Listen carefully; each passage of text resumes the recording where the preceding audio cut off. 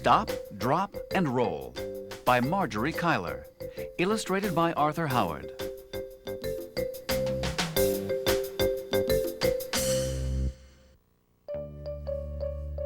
Hi, I'm Margery Cuyler. For a long time, I've been concerned about fire safety. When I was young, I watched a school burn down, and I realized the importance of children learning fire safety rules. Children worry about so many things, fire being one of them. We're all taught not to play with matches, but what do we do when an actual fire occurs? Then I started thinking. In a previous book, I created a character named Jessica. Jessica is a worrywart. She worries about everything. And I began to wonder, what would Jessica do if she were faced with an actual fire? Would her worries get the best of her, or would she remember to stop, drop, and roll?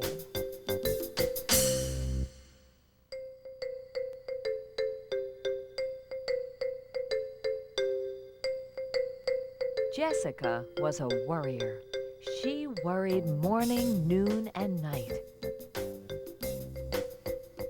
She worried about her spelling homework, and learning new steps in ballet class, and remembering to fill her dog's water dish, and waking up in time for school.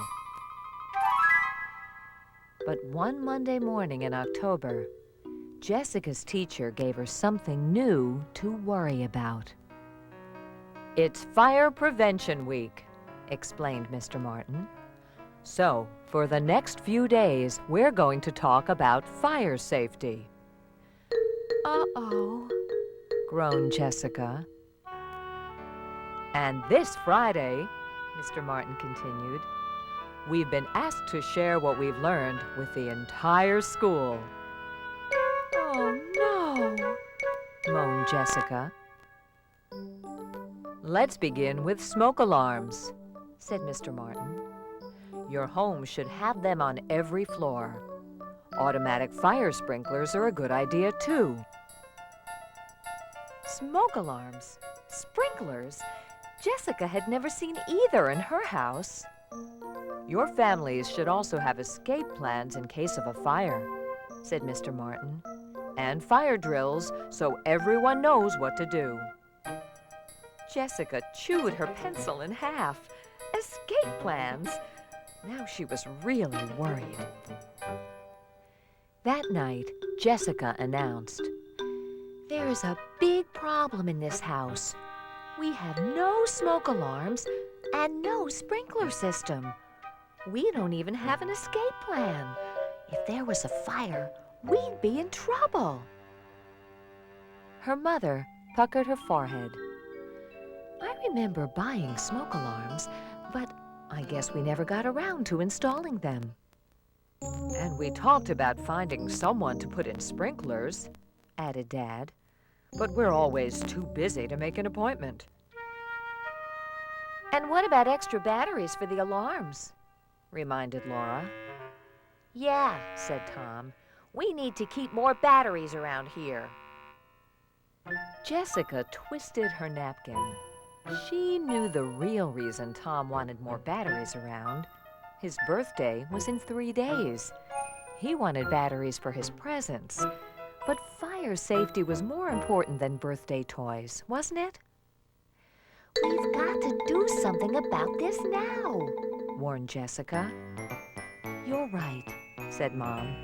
"After dinner, we'll make escape plans and find those smoke alarms. And tomorrow I'll get extra batteries and make arrangements for a sprinkler system," said Dad. But Jessica still felt too worried to sleep. She tossed and turned all night. The next day, Mr. Martin wrote some fire safety rules on the blackboard. Never play with lighters or matches.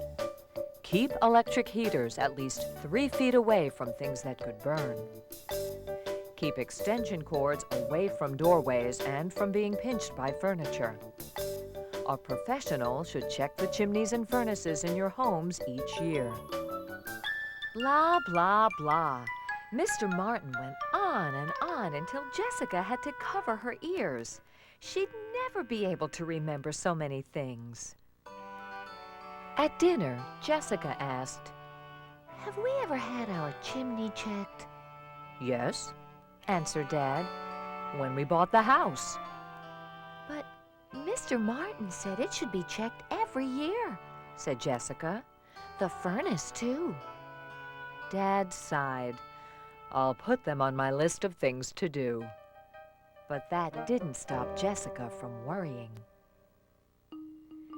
She went through the entire house checking cords and smoke alarm batteries.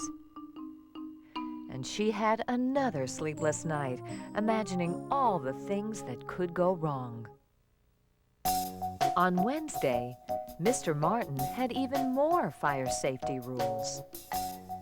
Heat makes smoke rise, so if you're in a fire, you must crawl under the smoke where the air is cleaner. And when you reach a door, touch it. If it feels cool, it's safe to open. Jessica tugged at a barrette. What if the door felt warm? What should I do then? If the door's warm, continued Mr. Martin, don't open it. Find a window and call for help. Then wait for a firefighter to come and tell you what to do. And there's one more very important thing you need to know, said Mr. Martin. If your clothes catch fire, stop what you're doing, drop to the ground, and roll over and over until you smother the flames. Catch fire? Jessica had never been so worried in her life. Stop, drop, and roll, repeated Mr. Martin. Let's all say it 3 times. Stop, drop, and roll. Stop, drop, and roll. Stop, drop, and roll, chanted the class. All except Jessica. Her worries had twisted her tongue into a big knot. When Jessica got home, she made her family have a fire drill. Then she rechecked all the electrical cords, tested the batteries in all the smoke alarms, and made double sure that there were no matches lying around. Stop, slop, and troll? Mop, pop, and bowl. Afterward, Jessica felt a little better, but she still couldn't get Mr. Martin's words from class right. Stop, slop, and troll? Mop, pop, and bowl? The harder Jessica tried, the worse she did. But she went to sleep feeling a little better. At least she knew what to do if there was a fire during the night. Then, on Thursday, disaster struck. Mr. Martin asked Jessica to demonstrate stop, drop, and roll at the assembly the next day. Why me? Thought Jessica. On the bus home, she tried to practice the words. Stop, flop, and roll. Flop, mop, and stroll. Stop, pop, and hole. But they kept coming out wrong. Jessica was so worried about the assembly that she couldn't even enjoy Tom's birthday party. Stop, drop, and roll. Slop, drop, and hole. Plop, mop, and stroll, she muttered to herself. Because of all her muttering, she didn't even notice when Mom brought in the cake. It had 7 big candles on it. 6 were for Tom's 6th birthday, and 1 was for him to wish on. And just as Tom leaned over to blow them out, Jessica looked up and saw fire. Stop, drop, and roll, she screamed. Immediately, Tom stopped blowing and dropped to the floor. But before he rolled, Jessica saw that Tom wasn't on fire at all. Jessica's worries had gotten the best of her. She was so embarrassed. False alarm, said Dad. Phew, said Mom. "You gave me quite a scare." "I'm sorry," said Jessica, "but I thought—" "You thought quickly," interrupted Dad. "That's good, because it's better to be safe than sorry." "Besides," added Laura, "you finally said it right." And that was the truth. Jessica had said the words right. And now that she had, she was confident she'd never forget any of the fire safety rules she had learned that week. And you know what? She never did. Stop, drop, and roll.